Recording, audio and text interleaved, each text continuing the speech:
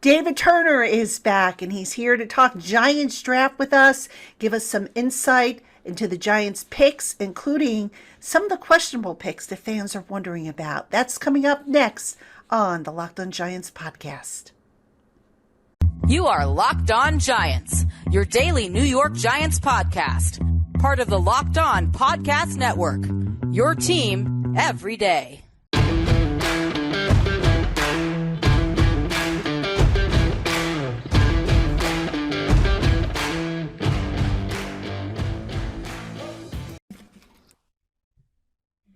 Hello, New York Giant fans, and welcome to another edition of the Locked On Giants podcast, part of the Locked On Podcast family, your team every day. Patricia Trainer here with you. Thank you so much for making the Locked On Giants podcast your first listen of the day, or if watching on YouTube, your first watch of the day. Don't forget to, if you're watching on YouTube, to hit that subscribe and like our podcast. We appreciate all subscriptions to the channel as we try to get to 5,000 subscribers. And don't forget to click that little bell so that you receive notifications every time we post some new videos here on the Locked On Giants podcast. And we have a lot coming up, folks, you will not want to miss. And speaking of not wanting to miss anything, you probably, those of you who are watching on YouTube, you probably recognize the gentleman to my side there. And those of you who are listening, you're going to recognize the voice. David Turner, former NFL scout, joins as he returns after a long time. I think since the end of the season, we haven't spoken with you, David. Great to see you again, my friend. Excited to talk Giants draft with you. No, I'm great to be here. I missed you.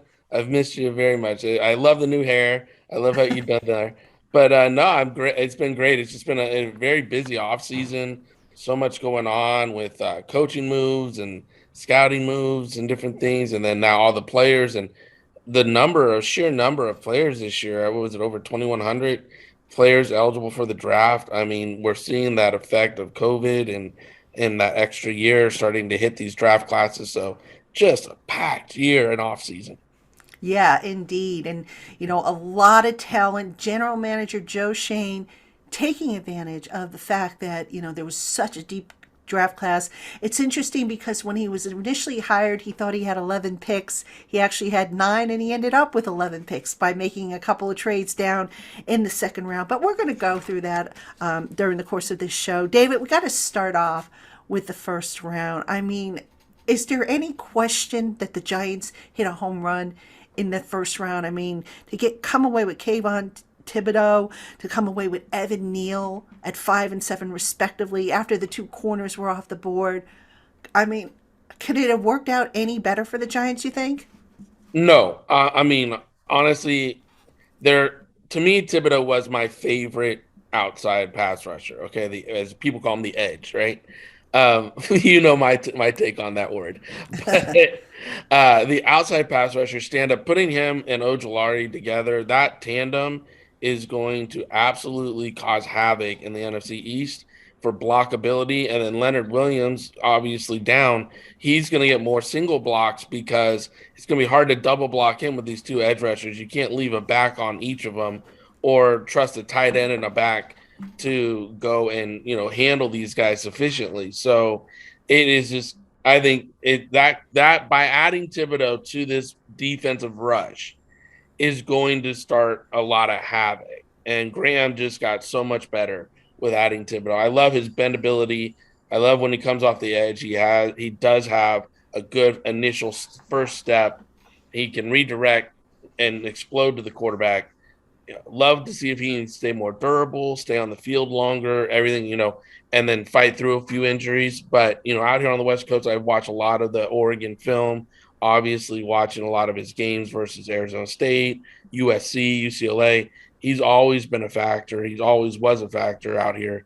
So he's hard to block. And then, like I said, pairing him with who else is already on that defense, I think that's nitrous. So I just really love that pick.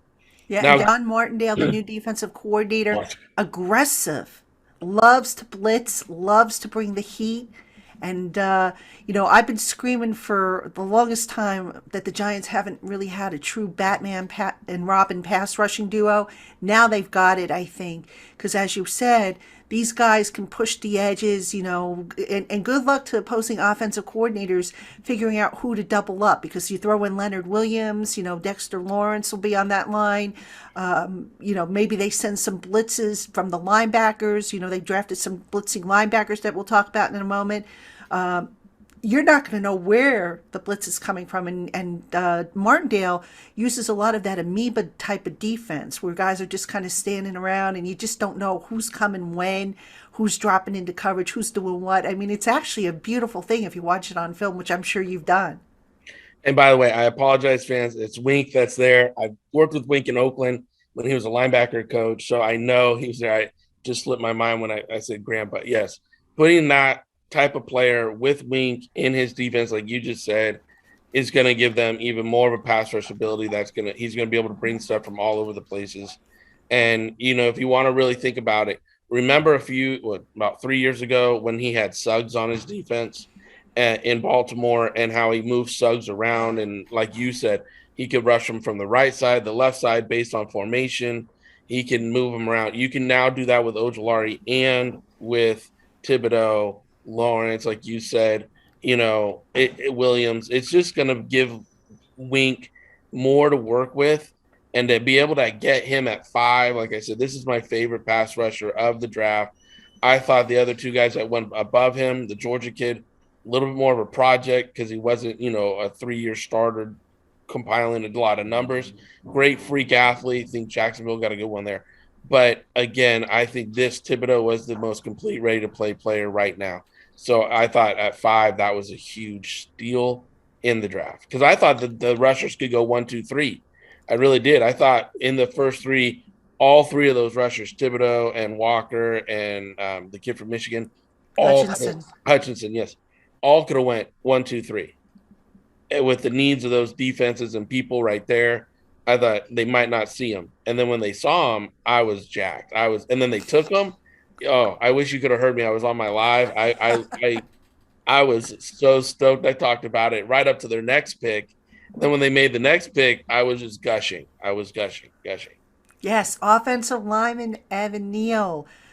We can finally say, I think, and we said this kind of last year because, we were, I guess, taking the word from Dave and from Joe Judge that the offensive line, they felt good about the offensive line. But you look at the talent and the upgrades they made now, you've got Andrew Thomas, who is going to stay on that left side, presumably.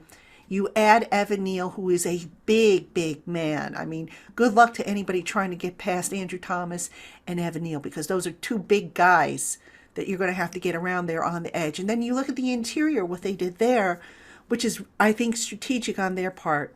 Bringing down John Feliciano from the Bills after he was cut to be the center. Feliciano is going to know Dable's offense inside and out. So he's a good guy, I think, to take some of the onus off of Daniel Jones as far as the line calls and protection calls go. You got Mark Lewinsky at 1 guard. And then I think, and I could be wrong, but I'm projecting Max Garcia as the incumbent to start at left guard. But he will also compete with Shane Lemieux. He'll compete with Jameel Douglas. And if Nick Gates is ready, fingers crossed that he is, he'll probably be in the mix as well. I don't know that Nick Gates is going to be ready, though, to start the season. I know he's working to get there. That being said, they also took a couple of young kids in this draft for the offensive line to restock some of the depth that they were missing.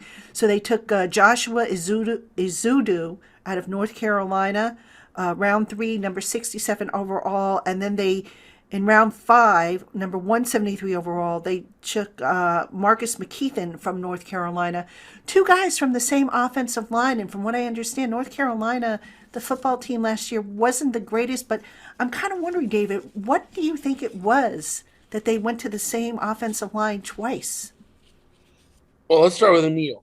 I again, like you and I know, I love Thomas. What he showed last year, I mean, he's really the real deal. Like I got so impressed with Thomas last year, where he was really healthy and he was able to perform. And like you just stated, and I 100% agree, putting Neal on the right side finally gives this line the bookends that they needed, that they were hoping for, when they drafted the cream puff. But now they got a real bookend type line. And like you said it perfectly, bringing the Bills center in to know the line calls, to know what Davo's looking for from protections, calling out the slides, the blitz packages. Now that really, I can't say enough how much that component helps a young head coach to have that guy on the field for him. I thought it was an incredible offseason move, and it was a beautiful addition to the line for the New York Giants. So that all being said, to go to your question, I mean, again, Josh, I thought was a steal in the third round.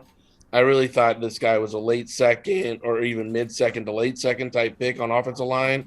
So for him to be there in the third round, I was like, wow, that's a great pickup. Young player, good stout player. I think he's strong and firm in his anchor.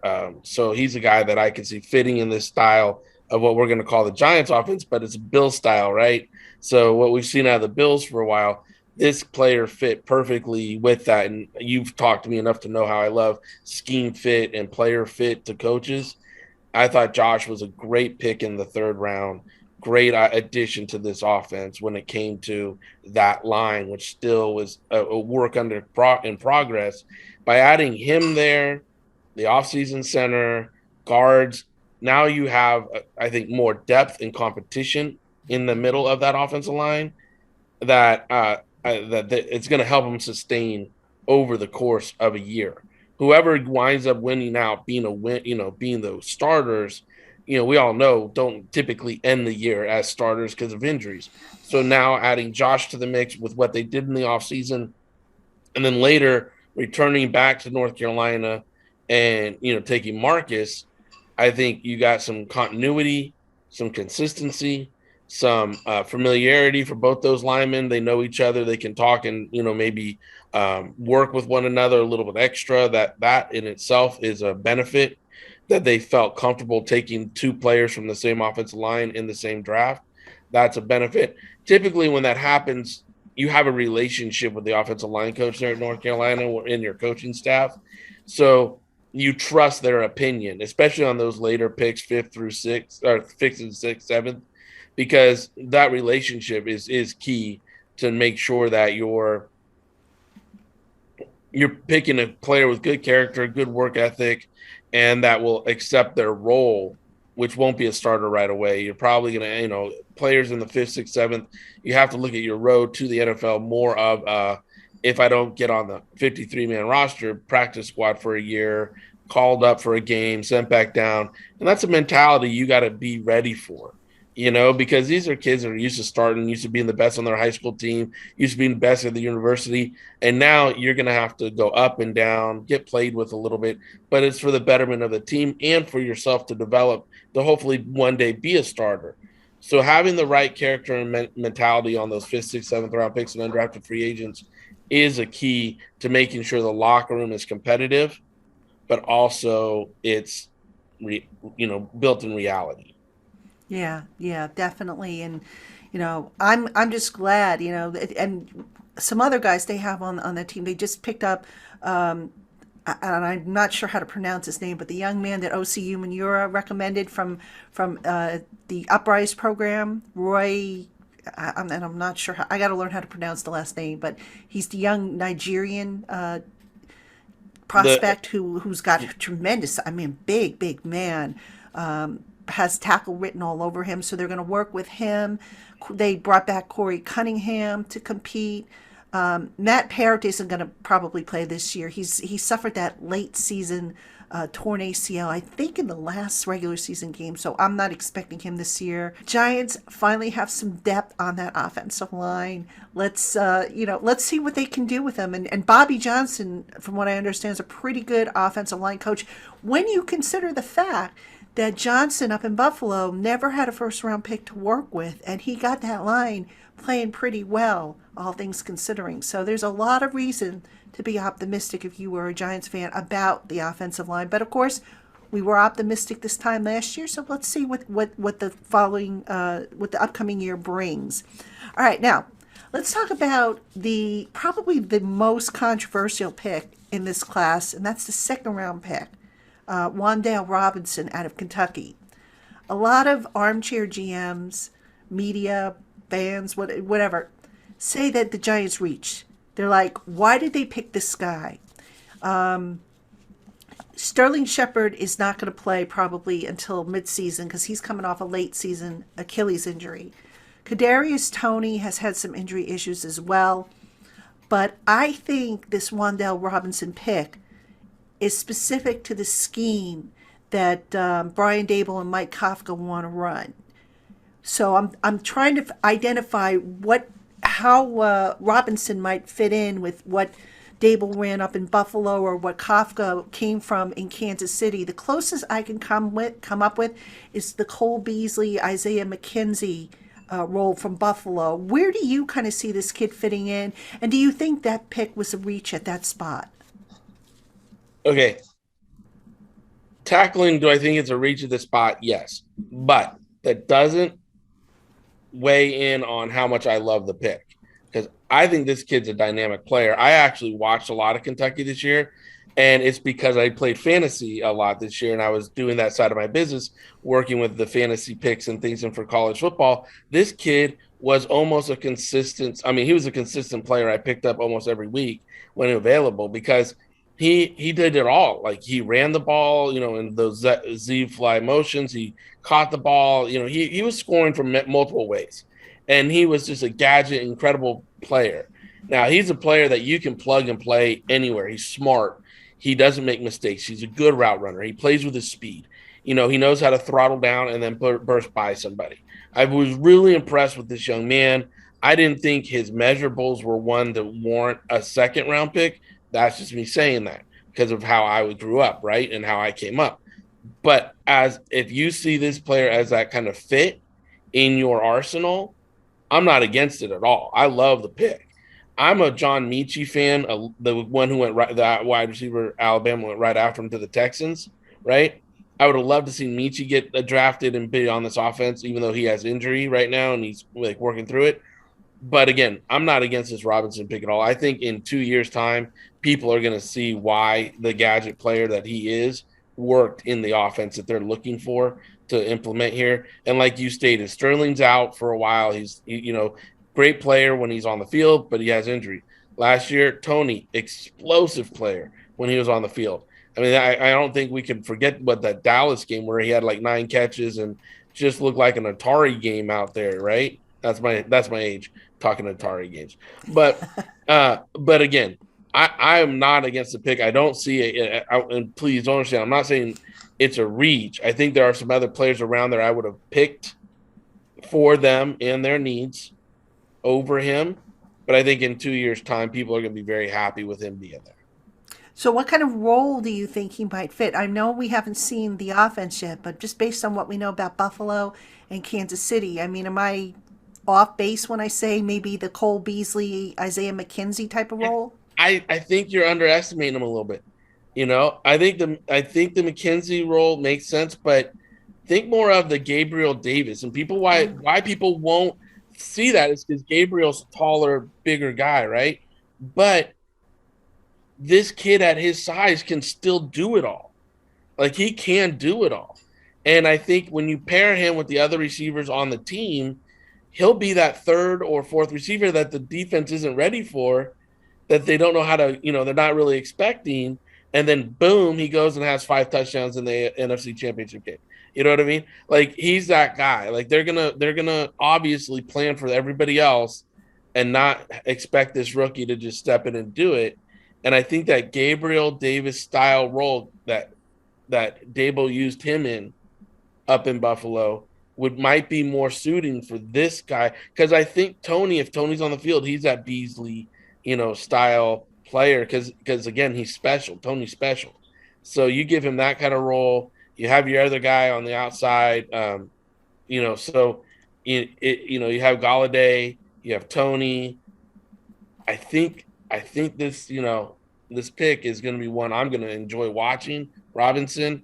I think when Robinson hits the field, I really think New York Giants fans are going to enjoy watching it. All right, Giant fans, we have more coming up on today's Locked On Giants podcast. But first, BetOnline.net is the only place that offers the best information on the latest odds, contests, and player props for all your sports betting needs. No matter what sport you're into, BetOnline.net has you covered. Plus, they offer everything you need to know for live betting and your favorite Vegas casino games.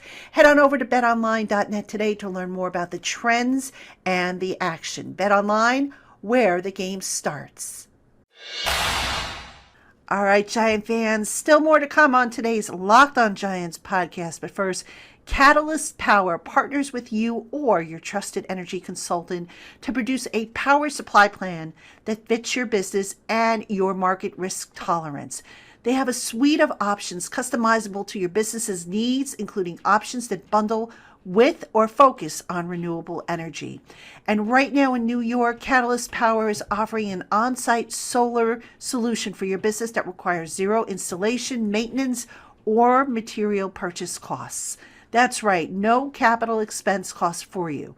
Plus, qualified businesses could be eligible for up to 6 months of at-cost energy supply from Catalyst Power. Go to catalystpower.com/lockedongiants to learn more. All right, we talked about the offensive linemen, so let's talk about the one head scratcher for me. And again, I'll give the kid the benefit of the doubt, but pick number 81 overall in the third round, Cordell Flott, the LSU cornerback. Productive cornerback, but he's like 175, 180. How, I mean, that to me screams slot cornerback, but, am I overreacting when I say, how is this guy going to fit in against some of these bigger and more physical and heavier receiving options, and if he has to go up against tight ends? Yeah, I don't see Flott there. So Flott is when I was in Carolina, we was it Jackson, D Jackson, we call him.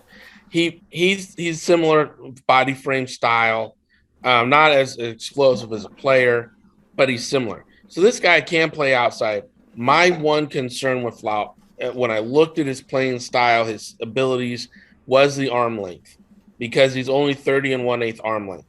I'm a big Al Davis guy when it comes to this, right? I want those 31.5 to 32.5 type arm lengths. The closer to 32, the better. Now, people will ask why. Because when you're going around a player to knock a ball out, you have that extra lever length to knock a ball out where your body doesn't have to hit contact with the receiver body. So now with a 30-inch arm length, you're more than likely going to have some sort of contact, body contact, while you're reaching around to slap a ball out, because it's just arm length isn't there. Those 2 extra inches really, really do matter. That's something that Mr. Davis said when I first got there, and I didn't really comprehend it until maybe year 2 of it. And then I saw it, how our DBs in Oakland really were able to knock balls out and stick their hands in there, because that arm length and that was so long. It also makes up for about a tenth on a 40. Like if you have an arm length and you're behind a receiver, but you can stretch out and your wingspan elongates to knock the ball out or make a play on a ball, it can make up for lack of speed. Okay. So that's the thing. I think his footwork, foot quickness, his ability to cover is really good. Really good. Thought all that worked well. Third round pick though, with arm length. That's hard for me. And now you're hearing my bias. I'm talking through it so everybody understands that. But a 38 arm length is my big stickler there. I personally wouldn't take a third round grade on a guy that's that short in length, as I call it. But again, he's got a lot of foot quickness. He's played at a high level at LSU. He's a kid that really can make some plays happen for him in the secondary. So I'm not against it. I probably would have, if it was me in that seat, I would have looked for a better measurable corner that can play on the outside and that would match up against Dallas's receivers. And then after knowing that the Eagles traded for A.J. Brown, a bigger guy, I'm a big proponent, as you know, to build to win your division, because by winning your division, you're consistently in the playoffs. and giving your club a chance to be able to win consistently each and every year. Again, Flout is a tremendous competitor. I think he's a decent physical player. He's not a fly up and make a stick tackle type guy, but he has courage to support in the run game. This is a player that is a good chess piece. He's just not he's not a major player in my eyes going forward because of that arm length. Now, this is interesting because as we record this, and for reference, folks, we're recording this on May 7th, which is a Saturday. James Bradberry is still on the roster, but there has been talk that he might not be because of that cap hit. Now, the fact that he's still on the roster says to me that the Giants are still trying to figure something out to maybe keep him, but ultimately they could end up releasing him. If they do move on from Bradberry, as is what I think a lot of people are expecting, do the Giants have anybody on the roster with the arm length and just the overall length? I mean, the closest guy I can think of is Aaron Robinson, who has primarily been a slot receiver in college. Last year, didn't he was I think he missed like the first 6-7 games or something because he was on PUP. I mean, could he potentially step in for Bradberry if need be, or is there another solution on the roster that I'm not thinking of? I'll be honest with you, Bradberry's their best option, and I think that's why he's on the roster. They tried to, from my understanding, they tried to trade him, and because of the contract and the cap hit, people just weren't looking to take that on. I think if they release Bradberry within days, he's signed on hours. Yeah, on just a different contract and a different basis, right? If I'm them, I'm doing my due diligence on the numbers of what he could potentially sign for on the market, and then trying to work a better deal with him in-house to secure him to stay. Because while I just gloated a lot about the front, their secondary without him is suspect. It's anemic. It's not one that you can really go. That's why that second round pick, it surprised me to get Robinson versus a corner there because of their need for corners in the secondary to build more depth in the secondary for Wink. And you think about Wink just went through Baltimore where they lost 2 corners in camp last year. And I think they were playing with 8th and 9th corners at one point, So I'm sure he still has a little PTSD from that. So and I wouldn't be surprised if Wink is saying, hey, I don't want to go through that again. I want to keep Bradberry here. I wouldn't be surprised either because when we were in Oakland, obviously we had O.C. Imagn, and we had other guys that, Wink was familiar with. And then obviously in Baltimore, they had some great corners that helped him with his pass rush and his ability to do more with his front because the corners could hold that extra second in their coverage with what they do. Flout's a competitor. Don't sleep on that. I think Wink loves the competitive nature of that kid. Like that kid's a very big competitor. But I still feel they need to figure a way to work it to keep Bradberry in some way or shape or form. Yeah, I'm with you on that. I don't know. I mean, look, from a cap perspective, they technically don't have to do anything with Bradberry until just before training camp. That's when they're going to need the money to sign these draft picks. So even though Shane was on the radio and said he expected a resolution probably by the end of the week, I would just, if I'm him, why not see if you can't work something? I mean, unless they've exhausted all avenues, see if you can't work something out with this guy, because you're absolutely right. I think if they get rid of him, now I'm not so willing to say that the Giants won this draft in the NFC East. I'd be very concerned about the secondary. I think Aaron Robinson could move outside, but is he as good right now as Bradberry? I'm not so sure I would be willing to say that, but I can't say that. No, Bradberry. I've been around Bradberry, obviously in Carolina. I've gotten to see him up close and personal. He's an incredible talent. Like people, and durable too. I mean, this is a guy who has played a lot of games, right? He's shown up even last year when the team was struggling. He dropped a couple interceptions that you and I jumped on him for, but he made a lot of pass breakups. He made some key interceptions in games too. And this is a player that I think in Wink's system with Wink's style of coaching And with the way that front is going to put people on their backs, this is a player that can be a very strong keystone to build around. Yes, you need him to take a pay hit, and you got to get him comfortable with doing that. But I think when he goes out on the market, he's going to take a pay hit anyways. Yeah, and I think that's what maybe they're trying to stress upon him, that he's not going to get anything close to what he's getting now, and this is what the market value is. I think that's what the holdup is. I could be wrong. And here's the thing: I've been in these rooms, right?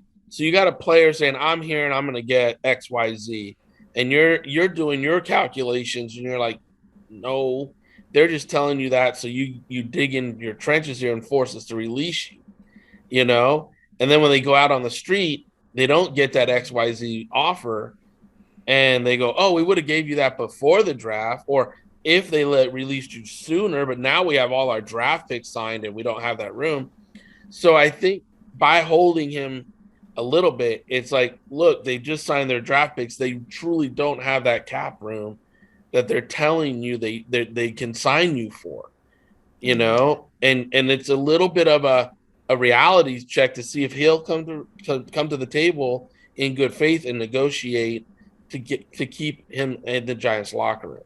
Because there's a lot of squawk talk out there, and people say tampering doesn't happen. Oh, it does happen daily.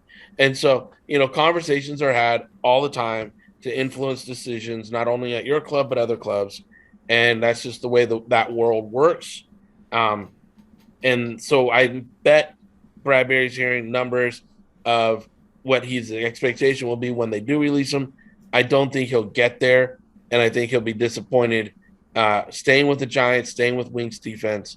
I think it's a really good option for him, and I would hope he would come to the table and figure it out with them, because it's going to be an amazing year if he does. I honestly think. And not just that, he's got a voidable year next year. So, come in, play in this defense, pad up your numbers, and then who knows, maybe you get a real sweetheart of a deal when you hit free agency, in 2023. So yeah, or the Giants work it out.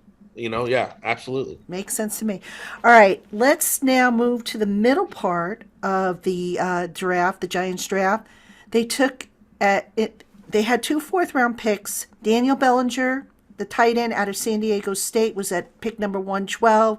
At pick number 114, a guy that I like, safety Dane Belton out of Iowa. And I'm going to go even into pick number 146 in the 5th round, Micah McFadden, because to me, the sweet spot, if you will, of day 2, day 3 is right in that trio there.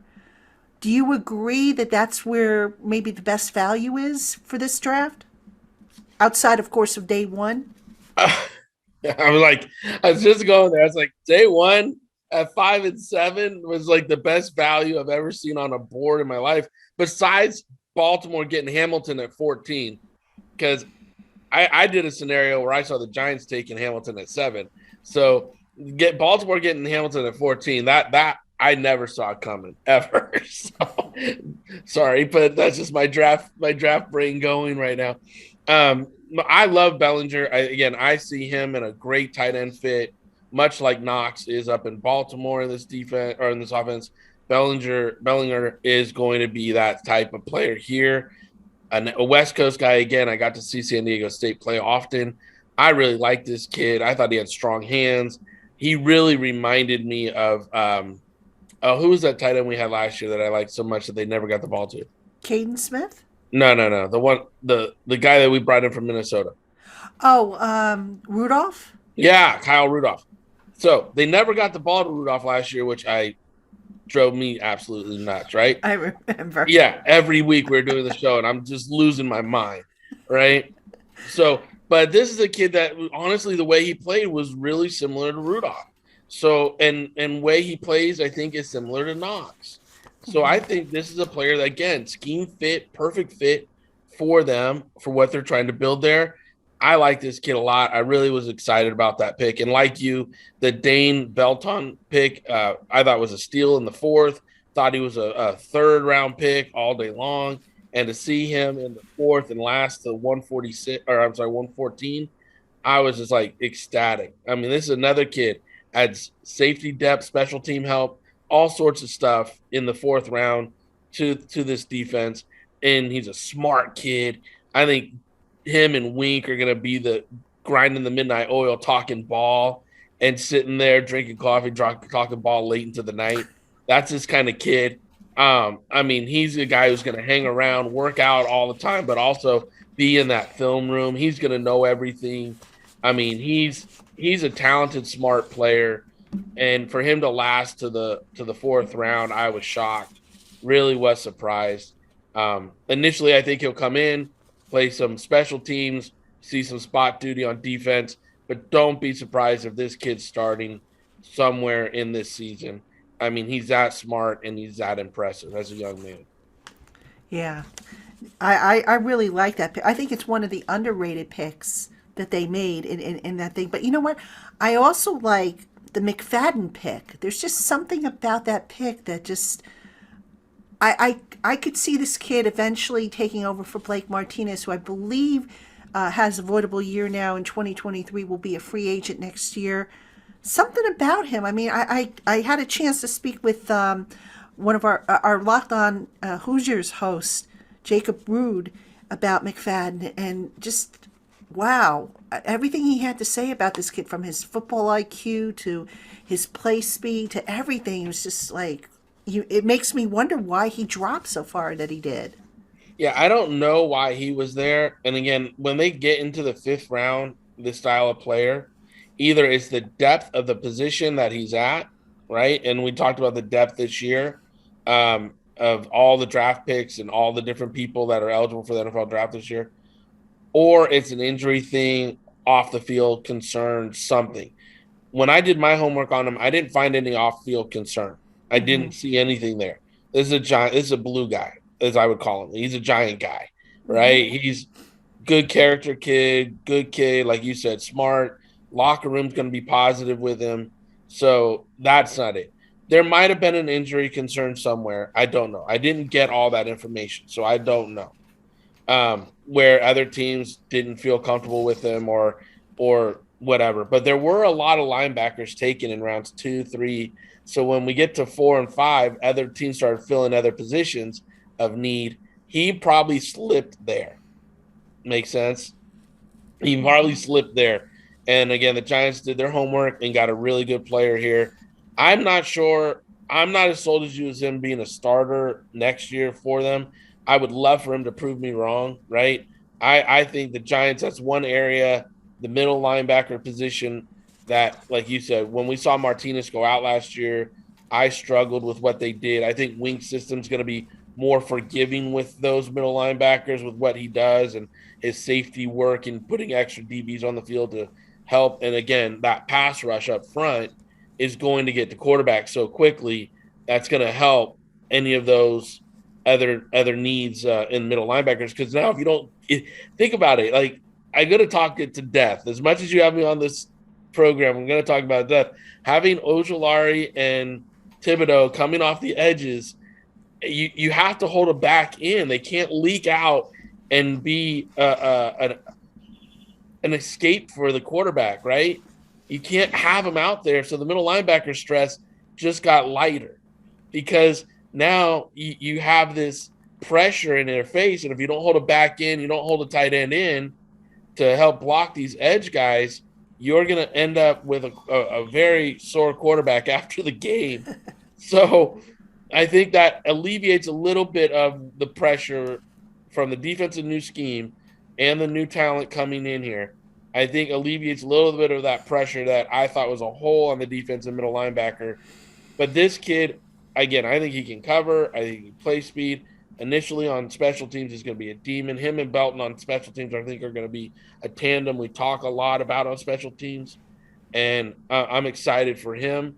I just don't know if he's going to end up being a starter next year, or they go get a key free agent, or take a linebacker maybe a little higher in the draft next year if they lose Martinez. Hey, Giant fans, did you know there's only one place to find what you need quickly for your car or truck, and that's at rockauto.com. Rock Auto has over 20 years of offering competitive pricing on thousands of parts for every make, model, and manufacturer. Check out their website today, and don't forget to write down Locked On in their How Did You Hear About Us box so that they know we sent you. Rock Auto delivers everything you need for your car, truck, motorcycle right to your door. Competitive pricings, they have it all. Check them out today. RockAuto.com. Amazing selection, reliably low prices, all the parts your car, truck, or motorcycle will ever need. RockAuto.com. Let's talk about the bottom part now of the draft. Now, we talked about the offensive lineman earlier, McKeithen, number 173. But to me, these last two picks, number 147 in the 5th round, DJ Davidson, developmental, 182 in the 6th round, Darian Beavers. I think initially, if anything, special teams. So I guess you can make the case that he's going to be developmental. Do you agree, or is there maybe more to where these kids can factor into the rotation? No, I think with both these kids, like you look at the Arizona State, Davidson, the tackle, again, I'm right here. I'm in Tempe. I live here, right? And this is a guy who's 6'3", 327, 330-ish, long arms at 33-inch arms, 10 and 8 hand, right? At this point in the draft, you're looking for measurable in character, people that are going to fit in your system, learn, develop, again, be comfortable with their role of maybe being a practice squad guy for a year and then moving up in development. I think there's a lot of tools with Davidson, DJ, to move him up, work with him, mold him, and to fit in Wink's system. Again, great nose style body, great that middle part of that line to control it, to anchor in there, to be stout and make sure that people around him can do and make plays, right? This is a good character kid. This is a kid who will understand that role, take it on, and he potentially can, in this defense, is a guy who's going to be probably asked to play on downs 1 and 2, and then come off the field and be in on goal line. This is a guy who has a potential of a 10-year career in this kind of defense and style, and because of the lack of demand on his body, but also what they're asking him to do is what he's suited to do. They're not going to make him play outside his capabilities, which is why I like that pick so much. And again, we might have to see impact this year with him. It might be next year, but I think in preseason, you're going to see some stuff out of this kid that people are like, oh, okay, because he's got good strength to push a pocket, drive quarterbacks straight back, or drive people into the quarterback straight back into their lap. So keeping the pocket hard to step up in. He's shown some stuff out here at Arizona State that, again, because he's a West Coast kid, not a lot of people know about him. But like when they drafted him, I was like, that makes a lot of sense. That makes a lot. When I first saw a picture of him, he looked like a beefed up Evan Ingram on a quick glance. I was like, whoa. Just the pose and the way he was, his hair was, after he took his helmet off, I was like, wow, that looks like a beefed up Evan Ingram. But, that's something we don't need to talk about anymore.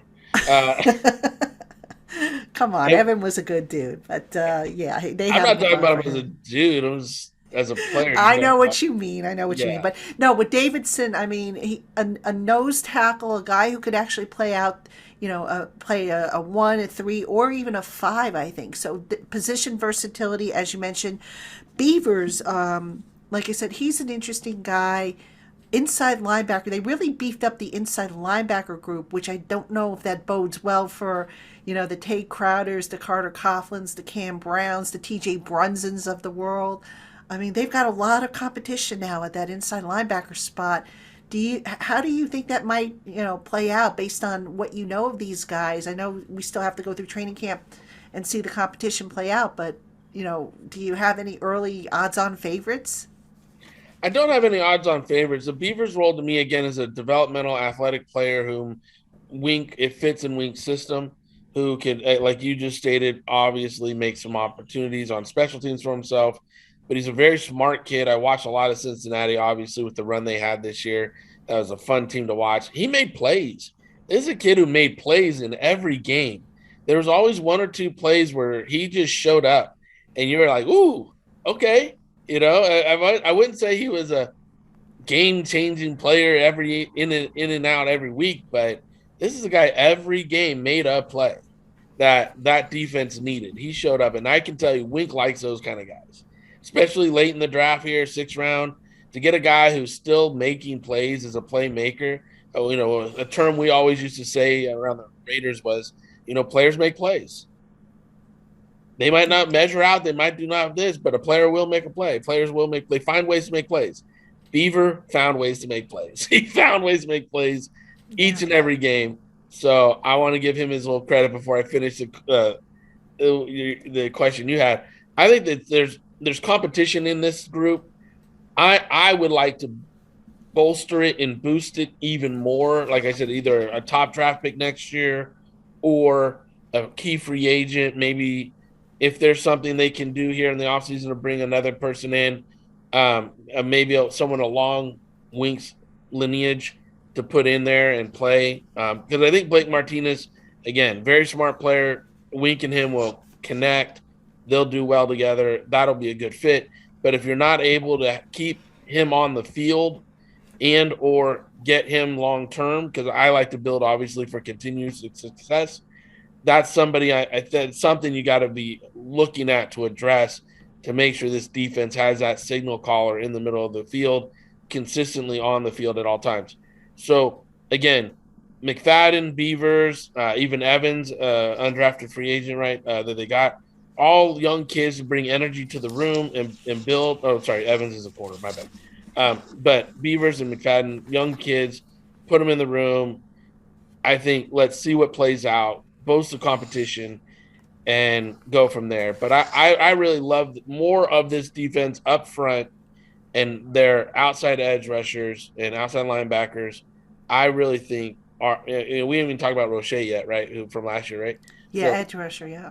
Yeah, who came on and did some good things, in the season last year. Now with Wink, and think about that, you could have Thibodeau, Ojulari, and Roche on the field at the same time in this defense, and maybe only having Williams as the only D lineman really on the field, and they could put a pass rush together. I mean, Wink does that stuff. Yeah, he does. And now there's options here for him to be able to do that here with the talent they have around him. I really applaud, the commitment they gave to making sure this defense and Wink had tools. Is it a fine-tuned Ferrari? No. But there are some really cool aspects to this defense. Yeah, I'm excited. Based on what I saw, some of what I saw in the mini camp that they had before the draft, there was one formation where he had 2 defensive linemen. I think it was 4 linebackers, and then the rest were all DBs. And I was like, ooh, interesting, So he does come up with different, looks and stuff, and moving guys around. And like you said, a lot of amoeba defenses where guys are just standing around, and it's like, okay, guess who's coming and who's dropping. So we're going to hear from Wink, I think, over the rookie mini camp. So I'm very interested to see what he has to say. I understand he's a very, outgoing type of character, and obviously, he ran a solid Baltimore defense for a number of years. So hopefully he has that same kind of luck or continued production, I should say, with the Giants if they give him everything he needs. And that includes, I think, James Bradberry. I think we have to keep him or find a way to keep him. So, but I would love to see Bradberry make the commitment, like you said, to stay. The Giants continue to give him his voidable year. If he takes a pay reduction, the deal can be done. Absolutely. I came up with a scenario. I don't think Joe Shane will do it because it would mean carrying that contract on the books for multiple years, but it can be done if they really wanted to. To me, it's the only way, the only way that it makes sense, because you're giving Bradberry the same amount of money. It's just how you're taking some of it and you're converting it to a signing bonus, tacking on voidable years, and now just kind of spreading it out. So I'm pretty sure that can be done if all parties agree to it. The bad news is the Giants would have to carry that contract on their books for several years. But if they lower that number, and by spreading it out enough, they won't even know that the money's missing, to be honest with you. So, but we'll see. I agree with you. Like you lower that cap hit that down the line, and it becomes a lot more manageable. You won't even notice it with the cap going up starting next year because of the TV contract revenue finally kicking in. they won't notice that, oh, we're down, we've got $2 million in dead money already on the books for the next 3 years. You won't see it. It'll be nothing compared to what the cap is projected to go up to. So I don't know, but that's up to, Shane and Kevin Abrams, if he's still, which I think he's still involved with the salary cap, and whoever else is managing the cap there to figure that out.